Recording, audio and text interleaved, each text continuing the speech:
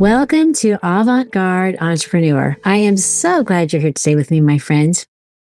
Marketing, finance, fundraising, and sales are by far the most popular topics on this show, ranking right up there with the episodes I teach on goal setting. And I love covering these episodes or these topics in the first part of the year and bringing in guests who are really at the top of their field to share firsthand information along with evergreen strategies, things that are going to work all the time, as well as the top trends. So while the principles remain the same, in all of these topics, we're always evolving. And so you might tune into new information, plus pick up trends that you can implement in your social enterprise as the industry that you're in and as our world in general evolves. So whether you're listening to this episode when it airs or later in the year or maybe next year, you'll pick up gems of wisdom from our incredible guests that you can apply to your business to make it more sustainable for you and more impactful for those that you serve. Today, we are moving into the finance space. And of the four that I mentioned, I would say this is the top one. We're talking about growing and scaling to sell your business. And if I did a tally of things that I say most often on the show, it involves running your business as if you're going to sell it one day, even if you think you're going to keep it and run it for the rest of your life. So today we have a very special guest who is an expert in transforming small businesses into thriving, freedom-generating ventures. Leslie Hassler is the founder of Your Business Rules and a business strategist with over 17 years experience. She's the author of First Then That, and the upcoming book, Scaling Rich. Leslie has a holistic approach that helps businesses achieve predictable profits and sustainable growth, all while maintaining a balanced quality of life, which we talk about a lot here on the show. We are excited to dive into Leslie's insights on creating a business success and financial freedom. Leslie, thank you so much for sharing the air with us today. Well, Trisha, I am so excited to be here with you. So howdy. We're going to have a fun time talking, aren't we? Yes, we are. So Leslie, let's jump right in. So many entrepreneurs, they either dream about selling their business one day, this is some of them, or on the other hand, they think they're going to keep it forever, especially with social enterprise, because it's very much the businesses it's not that the business is their baby, but the people they serve is the reason they're in business. And so they feel like they're going to serve them forever. Yeah. And either way, they don't take steps to make it happen, or to, whether it's to sell intentionally or to prepare just in case the unexpected happens. Yeah. What are some of the biggest mistakes that you see business owners make when scaling for a sale? There's a few, and you touched on one already when you said you should be preparing to sell from day one. And what that really is going to talk about is your timeline. That wait and see, we can get to it. There's always time. And I think that's one of the mistakes that people discount, because there's a few just, I guess, good success measures when it comes to business.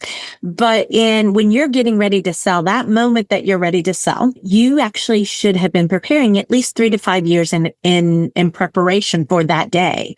So you're going to push your timeline out if you're not actively pursuing this. And if you look at why people sell, maybe it is retirement.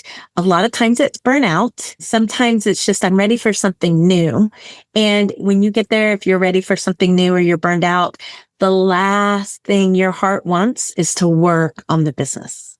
Your heart wants to get out of the business. And so that may be everything that's pulling you forward and really compelling you to go down this road.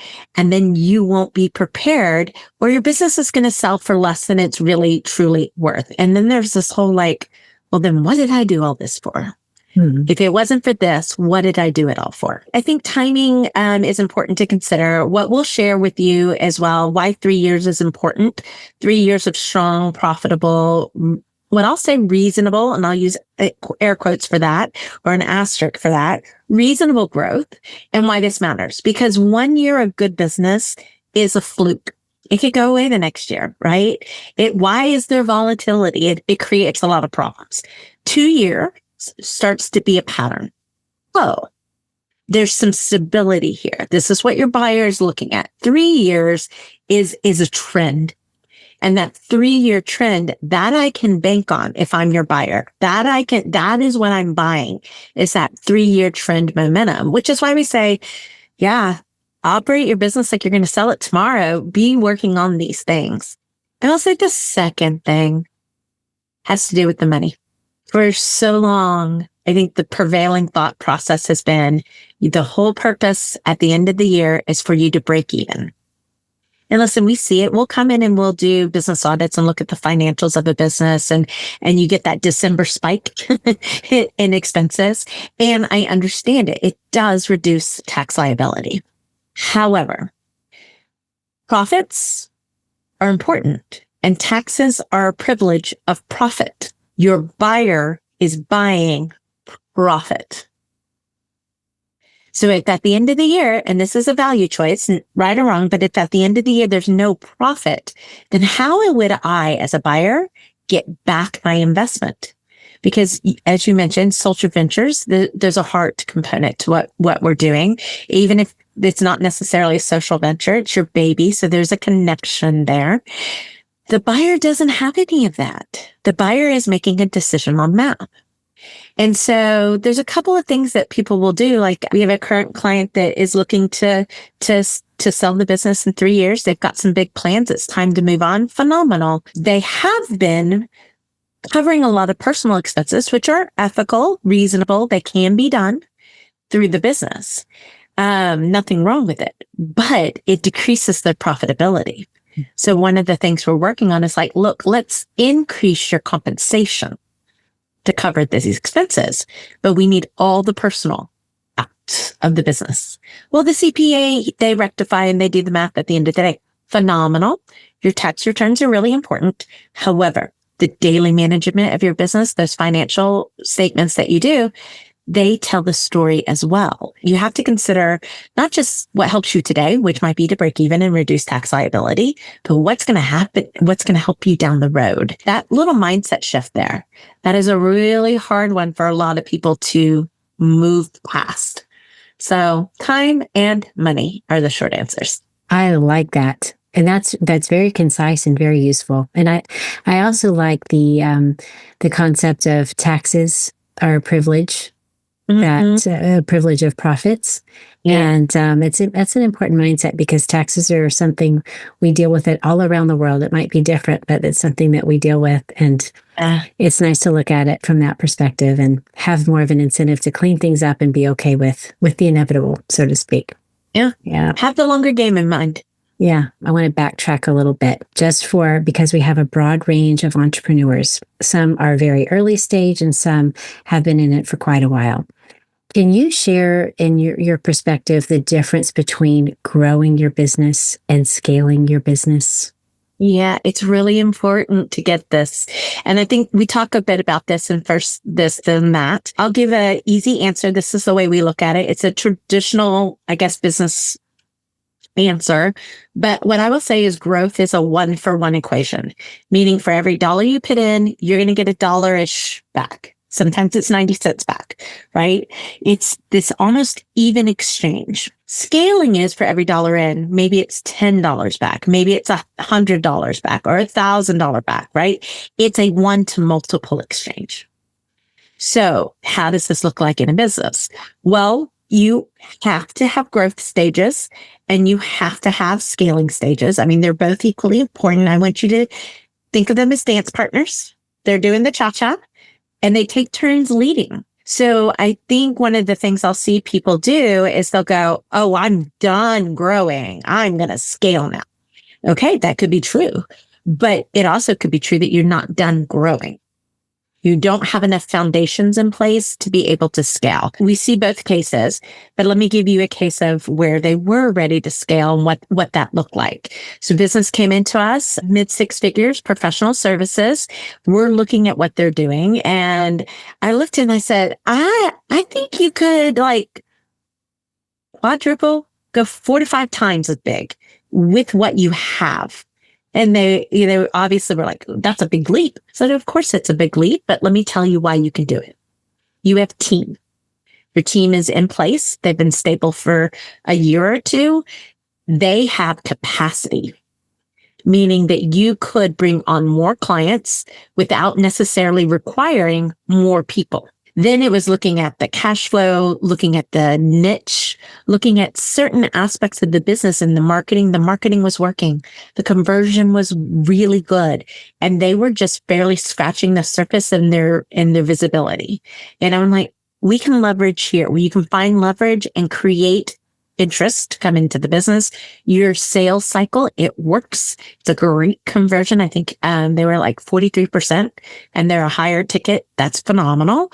They had the staff. So see, they had all the pieces so they could scale. A lot of times though, what people try to do is they get the sequencing out of order. And I'll say it's almost like expecting a 6-month-old baby to be able to run a marathon and then wondering why it's not working. So if you're in that mode where you're like, grow, scale, why isn't scaling working? I'm going to say it could be because you're not done growing. You don't have enough of the foundations. So finish growing. And that can, unfortunately, sometimes takes a while. When we've got clients that still need to grow, we are tending to get it done in a year. Getting all the pieces done, it tends to take about a year. And that next year is scalability versus our clients, we can achieve for it fairly quickly. But just keep that in mind. And after scalability, don't be surprised if you have to go back and grow. That is the key. I think that a lot of people, they do feel like, okay, we've reached this level. And then I think sometimes they feel like having to grow again is a bad thing, but it's actually a good thing. And it's very natural, right? The developmental. Mm-hmm. Yeah. It's just part of the cycle. Yeah. So I know you believe that business owners should be paid in 3 ways.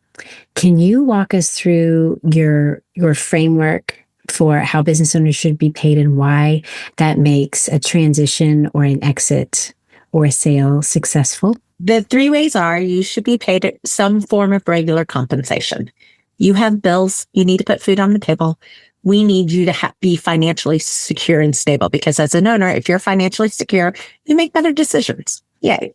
So that's the first area. And I know different entities require or allow for different kinds of compensation. We work within them all. It all can be done. The second way that you're going to get paid is out of profits. Remember our previous conversation. If break even is not the name of game, then you should be receiving part of the profits. Now with profits, we do profit planning. Everything has purpose and it's multifaceted. And in profits, we're taking care of taxes because we're going to have them, right? We're rewarding the owner. We're also then investing in the future of the business. So for a lot of businesses, you have to self-fund, or there's some people like me. I choose non-dilutive equity, right? I don't want to go down that road. Therefore, this is more important.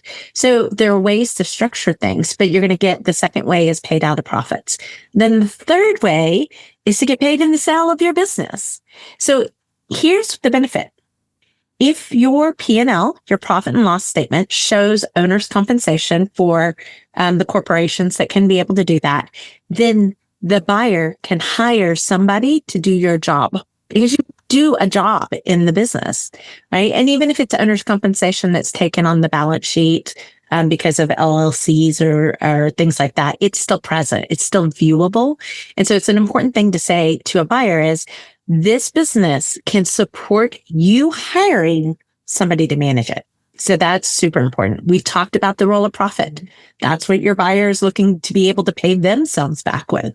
So if you're preparing your business for 3 to 5 years before that sale, I almost can give you as much money in that 3 to 5 years as the sale of your business. That's you double. Yeah. You double, right? And so it's understanding. I think so many people treat the reward, the future when I sell as the only way to get a payoff. And it almost cuts off your nose to spite your face because you can be doing it in very smart, very conservative, cautious ways that still pay you regularly through the profits and then at the sale of your business. When you talk about paying yourselves part of the profit, Is that a tough mindset shift for some entrepreneurs that feel like they need to put everything into the business? I'm just curious about that. Can be. Can be. So Here's what I see is we've got people that fall into one of three buckets. We have people that can't tell themselves no. And so what I say is this is a situation, I've done it to myself in my own personal, nickel and dime yourself, right? $5, $10, 500, 1,000, whatever it is, where they're just constantly pulling out because they're not really managing their money. They're reacting to their money. So that's one set of people. Those people we have to control. We have to help them develop control and focus so that it actually works because they'll spend themselves broke. Then we have the group of entrepreneurs who've gone through some sort of trauma. Either you had a hard period, suddenly you lost your biggest client and you struggled for 6 months before you regained and rebuilt that revenue, and you are measuring against that trauma. You don't ever want to be there again. I understand it, did it to myself, which is why I can say it. And then your third is the difference between saving and investing. And this is a smaller subset, but we've come into certain situations to where the owner is sitting on a large sum of cash because they're too concerned. They're too scared of what might happen if. And the truth is, in that case, when you do have reserves that are beautiful, you don't have enough purpose to those reserves. You don't know what's in a safety net. You don't know what's your safety net to your safety net is, right? And because owners make their decisions in a bubble, and it's usually you yourself and I, there's nobody to give them permission. So I think that's one of the things our company does with our clients is the ability to strategically say, here's the purpose of all this money. Here's what you can take today. It is okay. Let me not just tell you, let me show you. Right? Let me help you gain confidence in why it's okay. So I will say usually, I do have clients to where, because we do see their books and things like that. And I'm like, you haven't taken your draw yet. Could you please take your draw? This thing's up if you won't take it. And they're like, I'm just so scared. And I'm like, get on the phone with me. We're going to do it together. And then once they start to trust the process, right? And they trust what's happening in their business, then they get giddy. They're like, is it my turn? I'm like, your turn in 2 weeks. They're like, I'm so excited. Or, we had a client go, oh, my daughter's car broke down. I had to go buy a new car. And I was like, okay, great. New cars. What do they run? 50,000? She goes, oh, heavens, no. I just need 20. And I was like, okay, well, yeah, you can take that. It's there. We have it. It's what it's meant to do. So I do think there's different buckets of people in there, but generally because it feels unsafe and new, that's the first hurdle that we have to go through. But you get a few of those draw checks in a year and you're like, this is fun. Can we do more? This is what being in business is about. Yeah. It's important. Yeah. It's important. Yeah, it is. Yeah. And it's not about the money, but it's about, I talk a lot about personal sustainability and having something left of yourself at the end of the day. And if you are taking some of the profits that you should be taking from your business, if those things buy you quality of life, even if that's coaching or counseling sessions or something like that, or a facial or something that makes you feel good, then that increases your longevity in the business and helps you serve people better. So it truly does. And I think that's a great point to bring up. I mean, we've had some clients where I'm like, I need you to get a house manager. And they're like, that's for the rich. And I'm like, it's for you. And here's why it's important. To your point is you have to be able to take care of you, and whatever you're feeling guilty about, let's take care of those things so that you can show up and be the best person that you have. But the business owner's the first person to double down. They're the first person to pull money out of their savings account. They're the first person to go into their 401k. That's why it's so important to take profits. Mm-hmm. It's then you're building safety nets on your personal side too. When things shift in times of uncertainty, and we've seen a lot of that over the past decade, for sure, these safety nets we keep talking about, this healthy paying yourself, it shelters you from the consequence of a shift you can't control. Mm. Yes, absolutely. You give a lot of practical tips. And one of the things that people like about this show is the practical tip that guests bring. So let's talk about what are some of the best things that an entrepreneur, business owner can do right now to increase the value of their business before they get ready to sell or before they get ready to pass it off to the next generation. So we talked a lot about money. So I'll kind of leave money there and go into a different area. You've got to reduce the dependency upon you. Mm-hmm. That is going to be, no matter how beautiful your business is, that is going to be the single thing that will devalue your business outside of the money, is its concentration on you as the owner. And I love this concept that I've heard where that people talk about the 5 exits in a business, and where you exit being the worker, then you exit being the manager, then you exit, into maybe not being the CEO, but you're the board of director, and then you exit from that. Like, there are ways to orchestrate exits in a business so you can develop and evolve as your company and as you personally want to do. But the biggest part is you can no longer be the one that gets all the work done. If you want to sell your business, you really have to be the one who orchestrates the ability for others to do the work. And there's lots that go into that. But I will say, as a practical tip, that is the thing to always be conscious on, even if that someday is really far out. I like talking about it as orchestrating. I talk about delegating a lot and not robbing someone of the blessing of letting them do their job or take something else on. But orchestrating is a beautiful concept, because you really are, if a business owner looks at themselves more like a conductor, then they don't feel like they're pushing their job on someone else, or they're giving someone a mess that they're kind of embarrassed to give them. They're kind of more at the front and still involved and still caring for them, but they're empowering them to step up, and they're also making their business more valuable because they're getting themselves out of the way. I love that. We love that word. Beyond revenue and profit, when you were talking to buyers and sellers, what do buyers look for when they're evaluating a business? And kind of what are some of the things that might surprise business owners that makes their business attractive to potential buyers that they might not realize? So interesting. So while we don't represent the buyers as much as we work with the sellers and getting their business ready, I'm always in conversation with people in the space because I want to know too. It's how we help our clients be better. And I think here's the interesting things.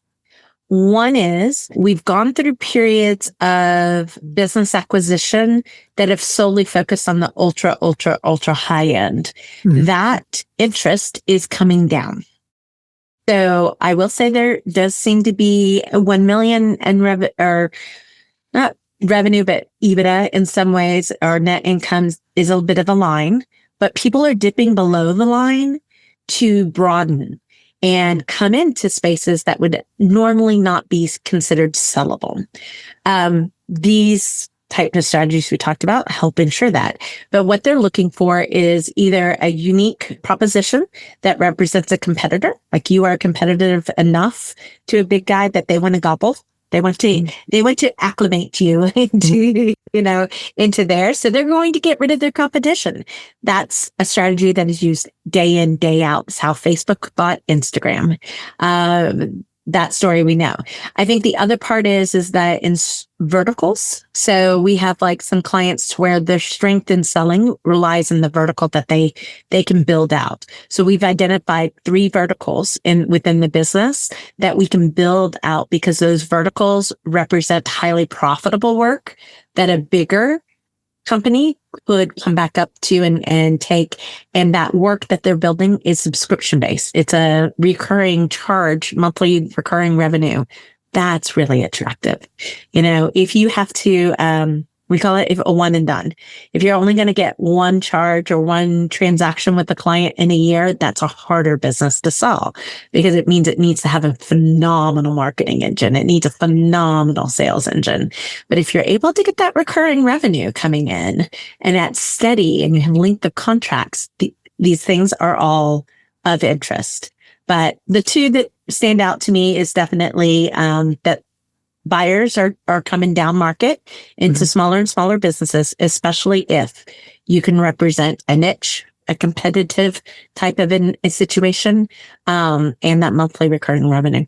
I think that might be encouraging to some of our listeners because they might feel like their business is too small. And to know that obviously the business has to be sound, but to know that selling a business or is not something that's just reserved for people that they perceive to be uber successful or, big name companies, that there are people who are looking for their businesses. Well, and we've been talking about buyers in terms of investors, Mm-hmm. but a buyer could be your employee, right? Yes. Or somebody that's retiring from corporate and wants to get into the world and maybe it is in alignment with your social cause and the social value of your business. So they don't always have to be these big PEs and VCs and investor people. There's actually a lot of work that goes lateral too. So you never know.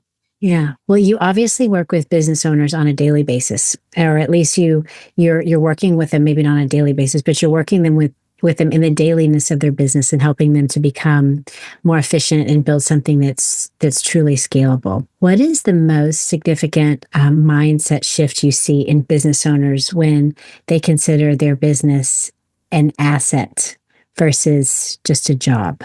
One of the interesting mindsets is where the owner as a person finds their value, job versus asset. And this is a very big part of it. It's also one of the reasons that owners that sell their business tend to go through an identity crisis at some point in time. So I alluded to it earlier where I said your value is not in doing the work, but in orchestrating the work.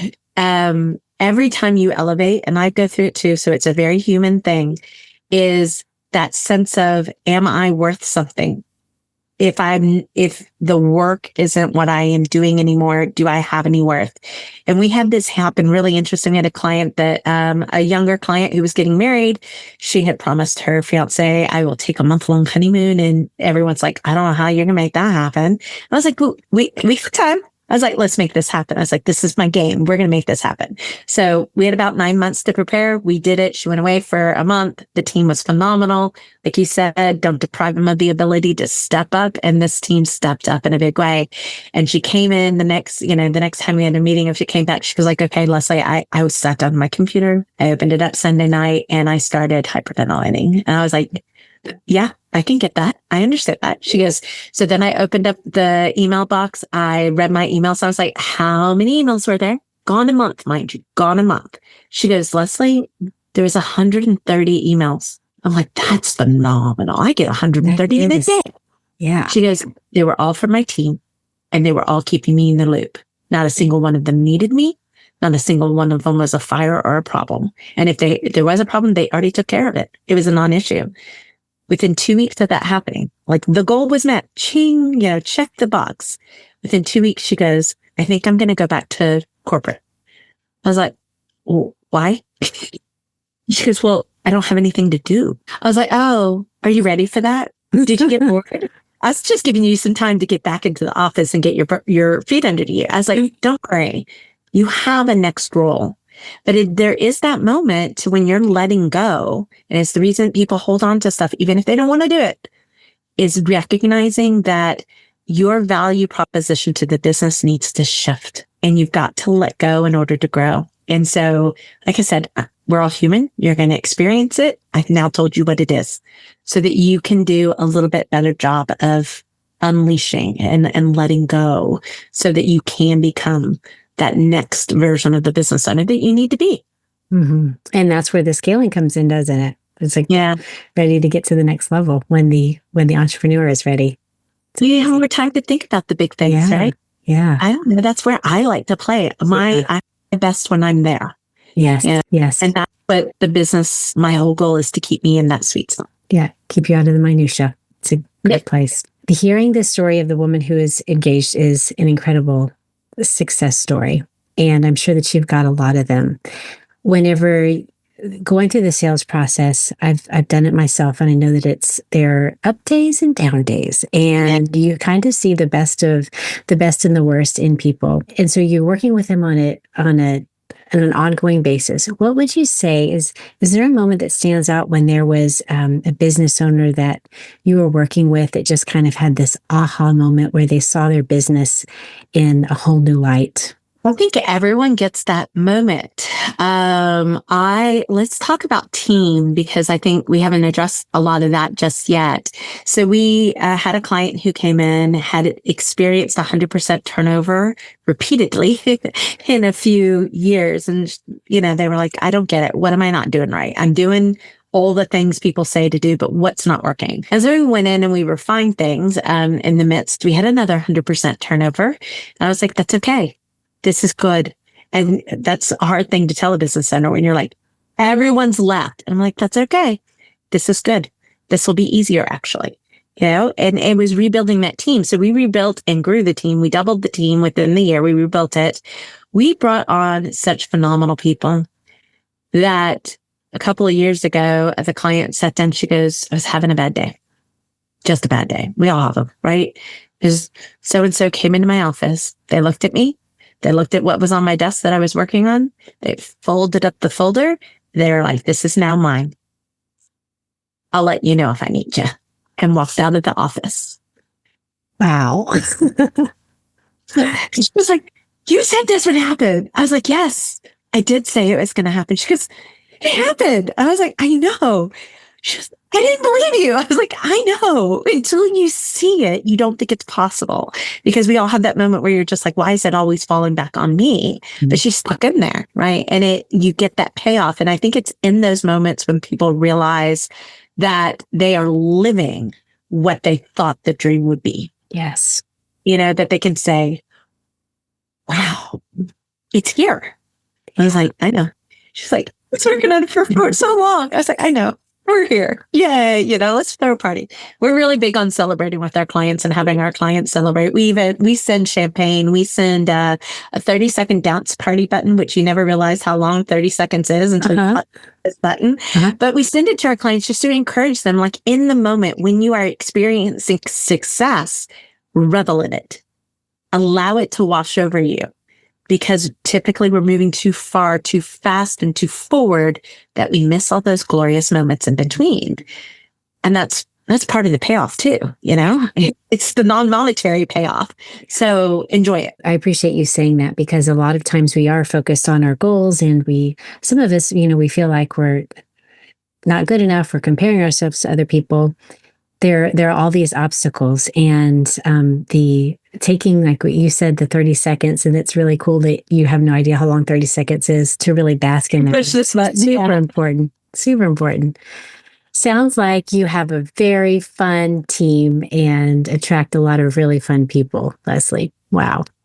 We do. We love all of our clients. So if someone is listening and they're thinking, okay, I didn't think I was ever going to sell, but Leslie seems to have made it seem so much easier than it was before. Maybe I am interested in selling or preparing to transition to the next group of leaders. What is the single most important step that they should take today to set themselves up for success? What we're going to offer for everyone to grab, we have this kind of self-assessment. We call it Ready to Sell. And when we do this with clients, we typically go through and we're auditing their business, and we give them a little score, 1 to 10. We're basically like, you're at a 4. That's okay. We need to get to a 9. But you may see that you're at a 9 already. Groovy, right? So if you head over to yourbizrules.com/AGE for your podcast, there's going to be that Ready to Sell, and you can download it and do that there. You can also, if you're not quite ready and want to get your growth right, see a copy or be able to buy First This Then That, which is really on growth. Like you mentioned, Scaling Rich coming out soon. That is on scaling, because they're 2 separate topics. That's one way that you can do that. And I think we've done a really good job of just breaking it down into a little checklist. And I've had people print this out, come back to me 3 years later. So it's something that people really do find a lot of value in. And it's also a testament to how your people today that might be smaller can become your customers later. That's because you're pouring into them and you're giving them something that's really valuable. It's amazing. It's the value proposition of scaling, right? To get to here is that you get to work on next year's business or 2 years away's business today. So on today's business today. Yeah. And that's just strength at the end of the day. You talk a lot about freedom in your business and creating freedom for yourself in your business.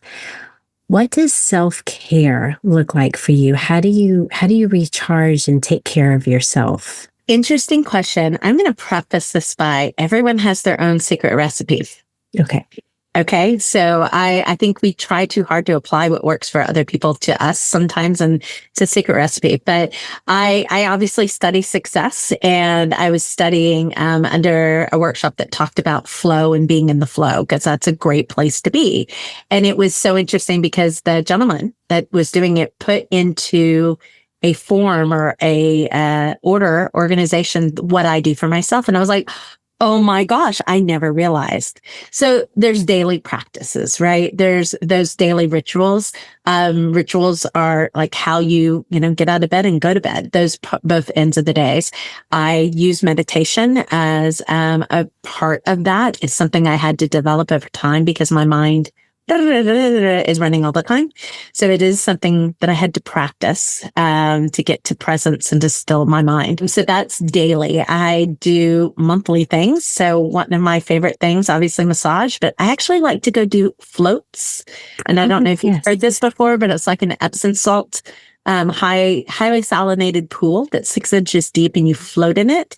It's a little bit of a sensory deprivation. So I'll do that and then travel. I'm only, my family jokes, I'm only happy when I've got a trip planned. So, upcoming, I've got camping with the family, with the RV, and then my husband and I have our 25th anniversary. So we're actually going tropical for that. But that's, I work so I can travel, to be honest, because that's where I get my greatest inspiration, and I do get to recharge. And even my staff, if they find I've been grumpy, they're like, when are you taking a day off? And I'm like, you're so much better. Even a 3-day weekend, a 4-day weekend, you're so much better. We got it. Go. And I'm like, I got it. I'm sorry. I'll be back. I'll be better. And it really does. It just resets my brain.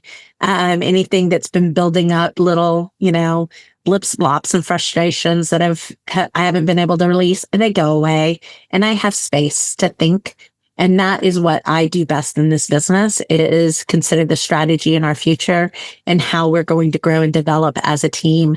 So I have to allow for that. And I'll tell you, sitting at my computer is not going to do that. Yeah. And when you're constantly focused on helping other people with their business, I would imagine you have to be intentional about making time to focus on your business, and you're giving your headspace and your attention to that. We talk a lot about that. We have to walk the walk. If we're going to talk the talk, we walk the walk. And so we hold, as a team, it's really a great culture that holds space for us to do that. Yeah. Well, Leslie, thank you so much for sharing your insights today. This is so helpful. I know that listeners are going to get a ton of benefit out of this. We are going to link to both of your book, First This, Then That, in the show notes.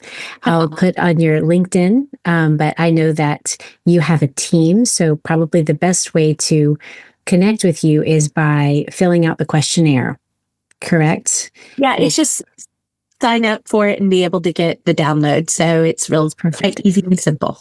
Quick, easy, and simple, and then you'll be able. Someone would be able to communicate with their team if they're ready to proceed. So, yeah. Well, thank you again, Leslie. Have a wonderful day, and thank you again so much for your time. Thank you, Tricia.